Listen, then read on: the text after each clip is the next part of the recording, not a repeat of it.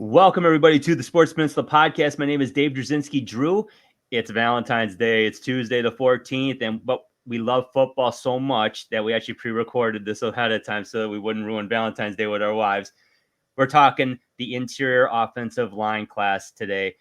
Always a position group it's not a sexy position group, but as many fans know, very necessary position group and one that could help lead you to championships. And here to talk about that group is Coach Andy Shield, Marine City Mariners. Coach, how you doing today?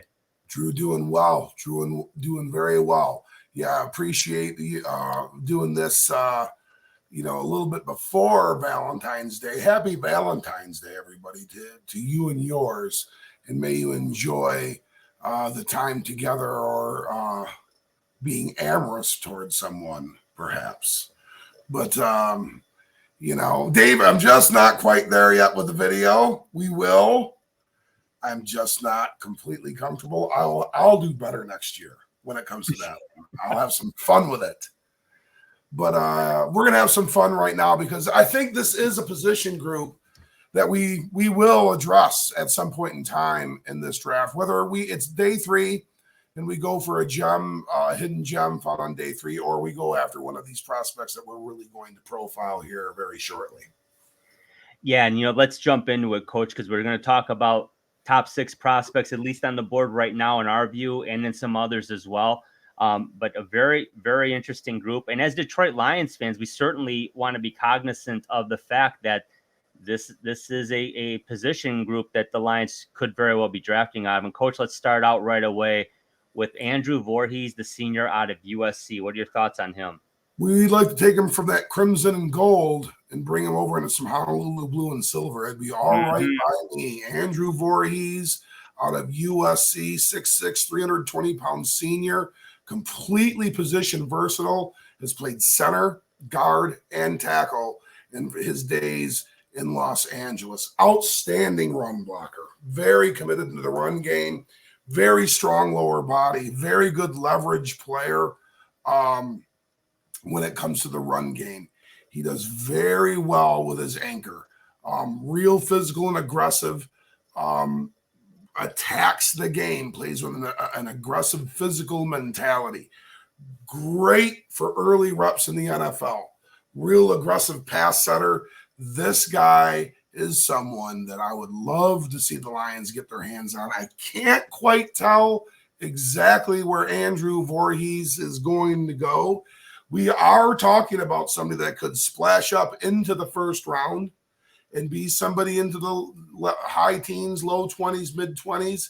He could drift somewhere in and around where the Lions would be selecting, or in a position for us to maybe package some draft picks and move up to get into the second round from our 2 picks that we do have there.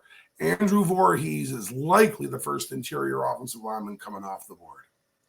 Yeah, I agree with you, Coach. And I mean, the early mock engines we've been messing with, he's there in the second round. He's not there in the third round. But realistically, I agree with you. He's the best guard in this class. And certainly the Lions have a need at right guard. And I think they're going to have to really have their finger on the pulse with this guy if they like him. And I don't see why they wouldn't. They're going to have to really understand where he's going. I don't need to give Brad Holmes any advice on draft day. The guy's pretty good. So, but needless to say, they are going to have to watch him if they really are interested in him, because if any position, and they were very fortunate, they had Evan Brown to cover for Big V. He got hurt. They had Logan Stenberg, Stenny. He did okay. I mean, he struggled at times. There's no question about that. But I mean, he held his own, and the Lions still were pretty successful with him. But man, you're rolling the dice when you're on guard number 3 already. And then Jackson at one time, I think they both were out, and then Ragnow was out at one point. I mean, Dan Skipper played left guard, for God's sake, last year in one game, and he never played in his life. It's definitely a position the Lions they have to look at. Any concerns about Voorhees, Coach? Well, if there are, it's going to be in his athletic ability. He doesn't have elite quickness. He can get a little high in his pad level, which is bad for leverage. We mentioned that his anchor and his positional anchor and the strength of his lower half of his body is so good and strong and balanced that it's very good for leverage. Well, sometimes his pad level, it means his upper half can be a little bit maybe lazy or tardy, which would be bad for leverage, which you get stood up, stonewalled, lifted. Those are things that Andrew Voorhees could be susceptible to. If he's going to play some tackle for you, or he's going to be asked to do some blocking on the perimeter, you're going to want to be pretty fundamental with it. He's not a real bendy guy. He's going to struggle with a lot of, real explosive, extreme arc from the edge. That's not something that Andrew Voorhees is going to, be able to play with very well. So, his athletic ability is definitely that of an interior lineman, and that's no slap or shade to them at all. They're phenomenal athletes. But that's where I think we're going to see him. He has the capability of playing offensive tackle. And his position versatility is what I think is going to trigger him up the board. I think that's going to be something that, again, we can't forecast at this rate exactly what, who values what and where. But because he's so positioned vertical, it's going to move him up that board a little bit. And where that could possibly be. His athleticism is going to be what's concerns some. Fully agree with you, Coach. But I'll tell you what, me personally, not real worried about whether he can get outside like that, because the Lions have a need at right guard, and I see him as a guard in this league. More than likely right guard, although he could play left guard as well. But like him a lot, no question about it. Great coverage, Coach. Let's talk about our next guy now, John Michael Schmitz, the senior out of Minnesota, rowing the boat for Coach. One of PJ's Gophers, Drew. One of PJ's Gophers. John Michael Schmitz. Not to be confused with John Jacob, Jingleheimer Schmidt. Sorry, John Michael. You can come after me for saying that one. I'm not trying to make sport of you or anything like that. But 6'4", 320-pounder. This is a pure form center. This is who he is, and he's a darn good one. Think maybe almost Frank Ragnow a few years back. He's not a prospect unlike Frank, not quite as tall as Frank, but similar size, 6'4", 320. He's got a wrestler's background. Which means his hands, his physicality, his aggressiveness, his leverage, his balance, his ability to bend at the hips is going to be pretty good.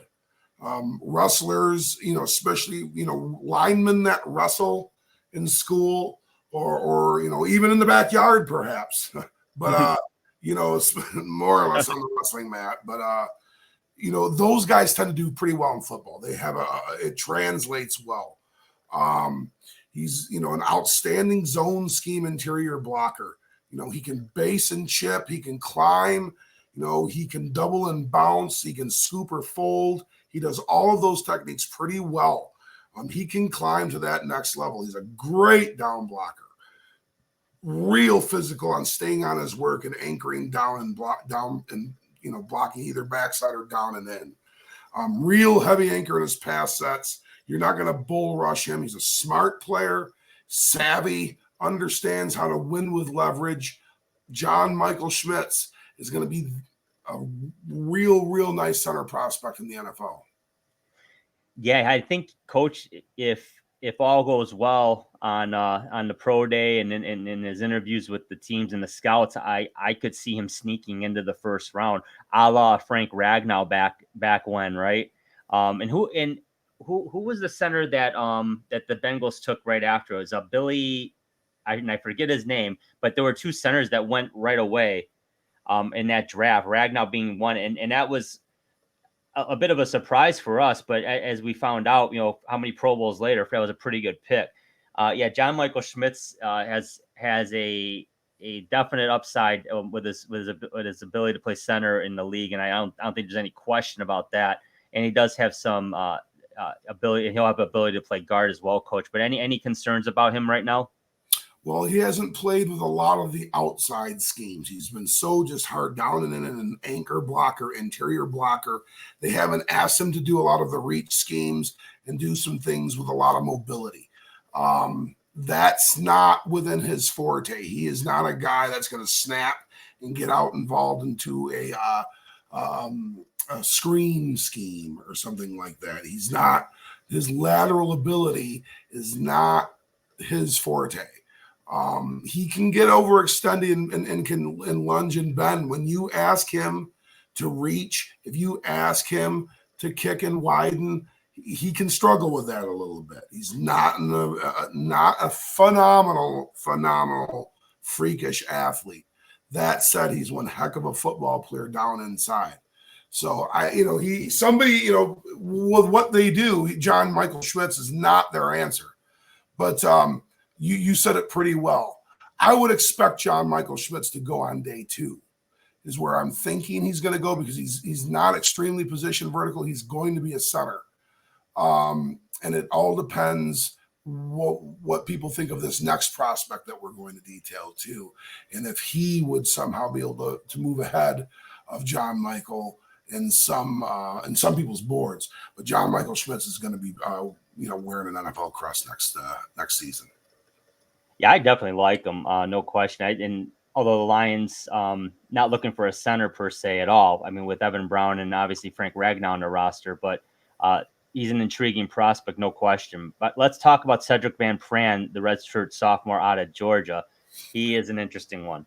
Well, Cedric is John Michael Schmitz competition here. Definitely at the center position. Big 6'4", 310-pound, 2-time national champion, third-year sophomore. He is a big, thick kid, and they play big, thick kids on that interior front for the Bulldogs. This is the number 1 ranked center prospect come out of high school his senior year. So this is a pedigreed blue chip prospect of a football player, high motor, elite competitor, super competitive. Probably plays with even a little better anchor than the previous prospect that we just talked about in John Michael Schmitz. So even though he's not quite as big, he's roughly the same size, but has this an excellent anchor and combo blocking and blocking down inside. Unlike John Michael Schmitz, also Cedric Van Pran does climb a little bit better. He can factor into screens. He can work outside and reach a little bit and do some things that make him a little bit more of a diverse blocking prospect in that regard. It's real high IQ player, who's played a lot of football, real good blitz recognizer. Cedric Van Pran could be the first center prospect to come off the board. He very well could be. He is a thick prospect. I mean, he's big dude, and he can move for his size. I mean, I'm not saying he's going to be running 100-yard dashes, but he can move. He's got some movement up front. I like him a lot, Coach. And obviously playing for Georgia, he's a young kid, but he's played in some big games already. He knows how to win. What are your concerns about him? Well, where John Michael Schmitz does have him is he's played longer and he's played more efficiently than Cedric Van Pran. He can get a little over aggressive and lose blocks. When you lose blocks, you lunge, you clasp, you grab, you hold, you can get your hands, in the back, block in the back, those kinds of things. He's a young player that needs to develop more pro strength and just more pro reps. He's only cut 3 years out of high school. Kind of shorter limbed. He's not a real natural leverage guy, which means he would struggle probably moving outside of center. Definitely, in that kind of a reach scheme and being able to do things with that kind of fluidity and proficiency. No. But Cedric Van Pran is a stud. He's a starter. He is a starting center prospect that could be elite within 2 years. Again, John Michael Schmitz is a little bit more of the seasoned veteran, is going to probably yield less penalties, is going to do some things real nice that way, but, is who he is athletically. Cedric Van Pran's a much better athlete, plays, extremely, extremely aggressive, can do things a little bit more at the center and provide some diversity into the blocking schemes. but he's going to come with probably a few yellow flags and a few big boo-boos out there as well at times that John Michael Schmitz wouldn't do. But these are thing one and thing two, in this draft in regards to the center. These are the two top dogs. Like them both a lot, and I think you broke it down very nicely. You're going to get a little bit of something else from one or the other, but at the end of the day, both very high quality center prospects, and they're going to play in the NFL. And like you said, Van Pran's going to start. I would think John Michael Schmitz will too. So let's see what happens. But Coach, we're going to talk about another guy here coming up, and I'm going to pull it up here right now, and the suspense is killing me. But it is O'Cyrus Torrence, the junior out of Florida. What do you like about him?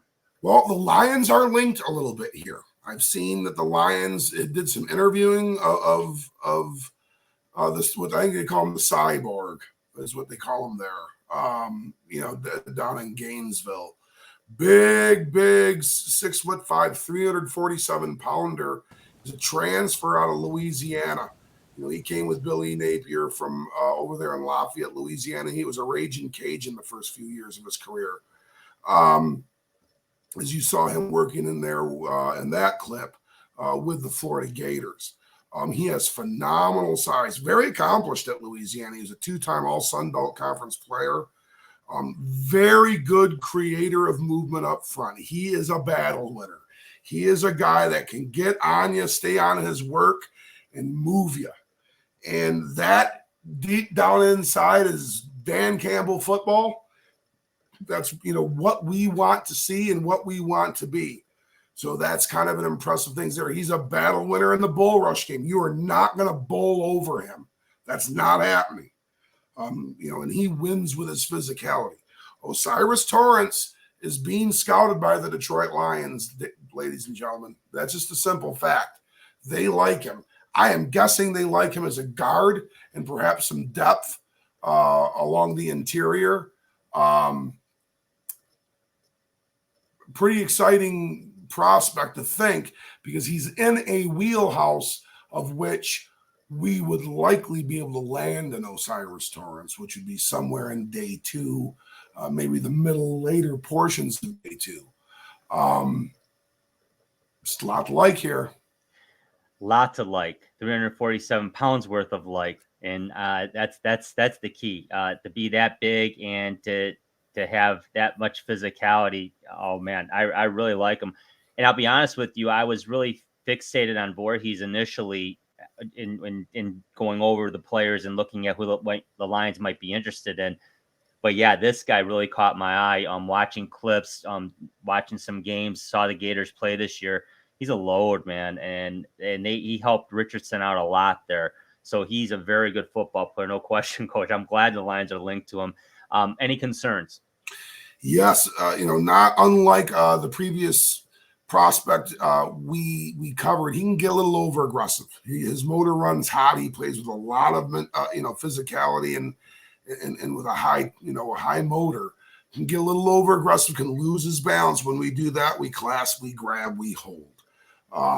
He can be a little bit of guilty of abandoning technique sometimes. Kind of go freestyle and freelance. When you do that, typically you get sloppy. You're going to lose blocks. Players are going to get underneath you. And at 6'5", 347, that can happen. He's not the most mobile guy in the world. Can struggle, with some lateral quickness. Can struggle, against some blitz and stunt schemes. So, he's a guy that could get his tower buzzed pretty good too. And we could be in for, a rough go. He's got some work to do, especially in the footwork department. That's something that O'Cyrus Torrence needs to be able to show that he's willing to work at and that he's better than what some people say he is. That's where there's some red flags, and that's where we can see O'Cyrus slide down a little ways, is that, ultimately he would struggle in a lot of blitz and sub packages. But until proven otherwise, O'Cyrus Torrence is one heck of a football prospect. Yes, agree 100% with you, Coach. And I can't imagine any team drafting him not giving him one heck of a shot at being a starter immediately, because I believe he's very capable of doing that. The only way he doesn't, in my mind, is if it's a team that lands him and is fortunate to land him that is already in good shape and can afford to have him learn and maybe rotate in a little bit. If the Lions were to take him, he's going to have a tremendous shot at winning that right guard job. Not to say it's given to him, but he would have an inside track on it, no question. Very, very talented prospect. Coach, we're going to talk about another guy right now. Let's talk about Joe Tippmann, the junior out of Wisconsin. What do you like about Joe Tippmann? Well, Big Joe Tippmann comes from a place that really has produced a ton of great offensive linemen. The University of Wisconsin, our fair charlatans UK and Ride will be performing Tomorrow, in Madison, Wisconsin, tomorrow, which when we recorded this was Tuesday the 7th. They will be performing there February the 8th. So I hope Joe Tippmann goes to that show because you'd see a great one. But at 6'6", 317 pounds, Joe Tippmann's a junior. Wisconsin is long, and here you see him shredding the Spartans for a big gainer there. The Badgers have long been known for their run game. Joe Tippmann, fits right out of that mold and out of the tradition and pedigree out of, Madison, Wisconsin that way. Very good raw strength and power. Good athlete. He is shown to be fairly nimble, fairly bendy, quick. His feet never stop out there. And that's great for movement and washing down defenders. That's how you gain movement. You, what they call stay on your work. Keep working, keep moving. He's very good at it. And because of his good, foot movement and constant foot movement, he's an excellent climber out of the combo blocks. Gets to the second level really well. Very fluid puller. This is a great guard prospect. Joe Tippmann, Drew, would be a really good Detroit Lion. Really like him. Got to see him quite a bit this year. Obviously watching that state game and seeing the Badgers play this year. Yeah, I like him a lot. I like that he is athletic. As big as he is athletic. I mean, you're talking, we just talked about Torrance, who's like 347. Tippmann's 317, but still can handle himself very well. So I like him a lot, definitely. But what are your concerns about him, Coach? Well, he's long. He's 6'6", and on the inside, pad level is key. And that's a lot of bend. That's a lot of athlete to be able to get underneath pads. So, I mean, pad level at times will be an issue. He's going to get beat there at times a little bit and get stonewalled or stood up a little bit. As fluid as he is as a puller, can he get a little stiff at times? Sure. If he's being tasked to do some real dynamic things and he's really up against a very, very good athlete on the interior, he could appear a little stiffer than that competition. Which, if that happens, then he could have a little bit of a disadvantage in ability. So, if that happens, which is, not going to say that's going to happen week to week. Sometimes you play against the best. If he goes against Aaron Donald, Joe Tippmann's going to struggle. And I don't think that would be a big shock to anybody. But because who doesn't struggle against Aaron Donald, right? Very true. But as with really any of these prospects, Drew, their timing and their pass sets is something that there is going to be a work in progress. This is the top level. These are the best pass rushers in the world, and that is going to be something that he's going to have to get used to as well. But Joe Tippmann is a very, very intriguing guard prospect, somebody that I think will be on the Detroit Lions radar. Yeah, absolutely. I see, at least right now, I see him as a third rounder. Fair. Yeah, and that could go. I mean, heck, if he shows out well enough, he could go into the second round. If he doesn't, he could end up on day 3, early 4th round. But he's not going any lower than that. He's too good. I'd be shocked if that happened. Not saying it couldn't, but it would be very shocking if he slipped into day 3. Don't see that with him. Joe Tippmann's a very solid prospect, no question. Let's talk about our final prospect. Oh, hey, another Buckeye. What do you know? Luke Whiteblooder Jr. out of Ohio State. Youngster, but he's a very good football player. Coach, what do you like about him? DeJuan Jones, Paris Johnson, Luke Whiteblooder. What happened on that Saturday after Thanksgiving there, Buckeyes? What's going on? I mean, the wonders of the world are, your offensive linemen here, and, you're having to pick up your drawers at the end of the game. I don't know what's going on. Sorry, having fun. That's okay. We've been on the bottom end of those jokes for a long time, guys. But at 6'3", 300 pounds, Luke Whippler is a junior. So I believe he's in his fourth year. As you see right there's a great block that cleared the way for a long gainer against, I believe that is the Michigan State Spartans. This is a real good looking guard prospect, plays with excellent technique. Coach Ryan Day's offense is spectacular. All jokes aside, the Buckeyes are a great football program, and they play elite offense. They are a pro-style, pro-level offense there. And he plays with excellent technique. It's guys like Luke Whippler that make it that way. Always in competition for leverage, because he's got good leverage, size. He's 6'3", 300 pounds. He is not uber long. He's going to be able to get that leverage and maintain it. Real smart blocker. He understands timing. He understands his blocking angles. Going to need to 6'3", 300. That's a very good sized human being, but for the NFL standards, there are going to be at times where he'll be one of the smaller guys out there. And he's going to need to be able to use that kind of that blocking intellect to his advantage. Very good puller, as you saw there when he pulled left for that big gainer against the Spartans in our clip that we were able to provide via Drew's tremendous work he's doing there with the Czar of the Telestrator. We're getting there, folks. That's going to get better and better. We promise you. Higher level and pass sets is because of his advanced timing. He does have very good timing in his pass sets, Drew. He's somebody he's a little bit ahead of the game in that way. I'm not sure where Luke Whippler, I am not really, I don't have a feel for where these guys are going to go. This is somebody that could get into day 3 based off of his size. Some people are going to like the Osiris Torrance type guards that are 6'5", 350. And that's not what Luke Whippler is. He's 6'3", 300. But someone's going to take a chance on him. He's going to make their football team and be somebody pretty good. Yeah, I agree. And I was going to ask you, do you see him, because of his size, maybe being better in a zone scheme? I see him somebody that's going to use his mobility, that he's going to have him working across. He's going to be doing a lot of kicking out, a lot of pulling, being able to do those kinds of things. Yes, he in a zone, he's not going to be a great base blocker. You're not going to want to have Luke Whippler too much in any one-on-ones on the, at the first level, guys like, a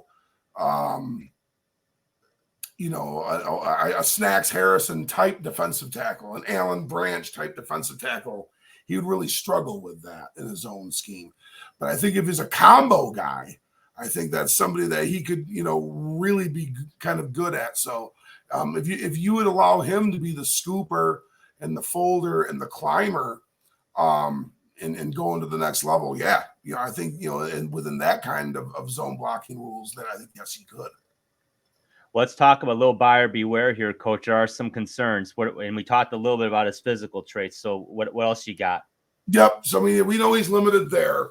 He must add some competitive strength if he's going to be a factor in a movement game. Otherwise, he's just going to be too light in the rear, Drew. He's just going to, have a hard time moving piles and moving a stout anchored interior defensive line that's really trying to hold up on short, yardage and a third and short or whatever. That would not be a good thing for Luke Whippler if he cannot develop that. And he's going to struggle against with the longer interior defensive linemen, the guys that are real levery and long. They're going to be able to leverage him and be able to rip underneath or arm over the top, spin over the top, swim over the top of him, and create problems that way too. So his physical traits are going to be something that probably moves him down the board a little bit. Speed and technique will win the day for Luke Whippler. If he can show that his speed and technique will counter that, then day 3 it is. I agree. And then if not, I still don't see him going lower in the fourth round. He's just too talented. He's going to start on a lot of teams. He's going to be a very valuable piece on any team, no matter who gets him. So like him a lot. And he said, no matter love him or hate him, Ohio State's got a hell of a program over there, and they're doing things right. And he's another prospect that's going to get drafted in the NFL, and he's going to be a good one. 100%. Coach, let's talk about some other guys though that you like that we didn't get to mention because we just don't have the time. No, but we got some guys to talk about. Well, you know what? Henry Bayanivalu, 6'6", 340-pounder out of Washington. A lot to like there. Obviously, no pun intended. He's somebody that could do some things. He's somebody to really take a peek at. He's a three-sport standout in high school. Very smooth. Going to have to work on his physicality a little bit. Emil Ekiyor Jr. is an extremely accomplished football player. He's played in over 40 games for Alabama. Super aggressive, blocker to the whistle. Real good and quick, picks up stunts well. He's somebody that Detroit Lions could be taking a peek at. That could be real interesting. Our local product, Olusegun Oluwatimi, is a transfer out of Virginia, played for U of M. He is the Outland and Remington Award winner. At 6'3", 310. Probably not a Detroit Lion because he really factors in as a center prospect, but you can expect him to get a camp. He's going to be somebody that can do some things. And a guy that I am intrigued by for the Detroit Lions, somewhere likely on a day 3, Braden Daniels out of Utah. He has great position versatility, played left guard, left tackle, and right tackle. He's an assignment taskmaster. He's exactly the type of player Brad Holmes and Dan Campbell like in Detroit. Braden Daniels is a great prospect in that regard. Some other guys where I think we definitely could go with on day 3 that I could see is Steve Avila out of TCU. We saw him do his thing in the Fiesta Bowl. Antonio Mafi out of UCLA, 6'4", 355 guard prospect. Something to like right there. And then, of course, Jarrett Patterson out of Notre Dame, 6'4", 307. A very, very highly regarded player. And we haven't really talked about any offensive linemen from this school. There's this kid named Matthew Jones, 6'4", 310 pounds. He's a 5th-year player out of The Ohio State University. If we're going to be talking about that, talking about prospects out of Ohio State, Matthew Jones should be considered because, Drew, he's played a lot of football. He's a good one. He's getting drafted. And I'll tell you what, another guy, he's on the list we didn't mention, Ricky Stromberg out of Arkansas. I'm intrigued by. I like him. Yeah, he's a nice player. They're all good. I mean, I honestly, if the Lions don't get a Voorhees or a Torrance, there's still a lot to like on this list on day 3. And again, right guard, it is a position the Lions need to fill. But Big B still is on the roster. Now, I'm not going to speculate where that's going to go. I don't know. It's hard to say. I don't believe a buyout's necessarily an option at this point because I think the dead cap money is going to be too much. And maybe he's healthy again. I don't know. We haven't heard a lot about him, to be honest with you. Certainly not the local meet. No one's really talking about him much. We're going to start hearing about it in about a month when the combine hits because that's when it's going to really pick up in earnest. But, Coach, I think overall, though, with this group, the Lions definitely have to fill the position. Now, it's not Panic City if they don't draft one because obviously in free agency they can go out and get that type of player. But with this group and they have 5 picks in the first 3 rounds, 2 in the first, 2 in the second, 1 in the third. And I think they're all above pick 85, all between 6 and 85. I could really see them addressing the position on day 2. And I really hope they do based on some of the mock engines we've been looking at recently. Well, we'll see what happens. I don't know what your thoughts are on that, but I kind of would like to see them address it on day 2, personally. Yeah, no, for sure. And good roster maintenance is done through the draft. That's okay. That kind of goes without saying, right? I mean, of course it's going to. But good roster maintenance is done. Also, good cap maintenance is done with this draft too. And we have to make sure that we're staffing that offensive line with as much talent as we possibly can that's affordable. And you do so through the draft. We've talked in a previous episode. Obviously, our first one was OTs. That is not a position of need with the Detroit Lions. We don't have any luxury picks either at this point in time where we're just going to take best players available with whomever they are. Because if that was the case, I think we would be getting Broderick Jones or Paris Johnson if that were the case, because they're going to probably be there at our pick. One of them will be at least, probably both. And we're not looking at day one for an interior offensive lineman. No. Not that there aren't some potential candidates that could go day one. Andrew Voorhees certainly could. One of the two center prospects certainly could. Both of the center prospects certainly could. But we are looking for position versatility. We are looking for a guard, whether it be right or left guard, because Jonah Jackson can be. We could move around with him too as well if needed. Although he's been a Pro Bowl left guard. We don't want to mess with that too much. But definitely, it looks like there's some competition there and need at right guard and depth overall. And I think we talked about a future Detroit Lions somewhere in our preview. Yeah, I'm pretty confident in that too, Coach. No question about it. You did a great job with the coverage on this. Appreciate it. Well, folks, that's the interior line. So let's see what happens on draft day. For Coach Andy Shield, Marine City Mariners, my name is Drew. Take care, everybody. We'll talk to you soon. Our draft coverage continues all the way up to the first round, which is April 27th on a Thursday. So we'll have our mock draft ready for you on the 25th. But for Coach Shield and Drew, take care. We'll talk to you soon.